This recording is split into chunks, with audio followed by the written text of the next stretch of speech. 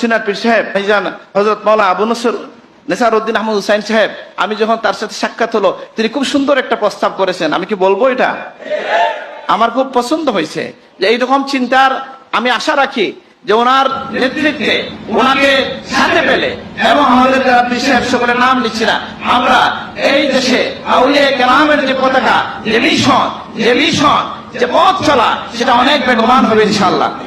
তিনি একটা প্রস্তাব করেছেন, এই মালাকুটের চেতনায় যারা উজ্জীবিত এবং যারা এই সিলসিলার দাবিদার, কিন্তু কিছু প্রশ্ন আছে তাদেরকে নিয়ে, এরকম কিছু দরবার আছে কি নাই?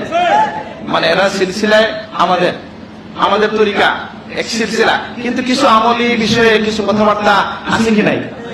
তো তিনি প্রস্তাব করেছেন যে আমরা এদেরকে দূরে ঠেলে দেব না, আমরা তাদের কাছে একটা আলেমদের কোর কমিটি করে তাদেরকে পাঠাবো, তাদেরকে আমরা আহ্বান করব যে আপনারা স্বচ্ছ নুরানি দ্বারাই চলে আসেন। আর যদি এটা সফল হয়, আমরা বিশ্বাস করি সৈয়দ আহমদ শহীদ বেন নবীর আওলাদরা উত্তরসূরিরাই হবে এই দেশের প্রথম ইসলামী শক্তি ইনশাআল্লাহ।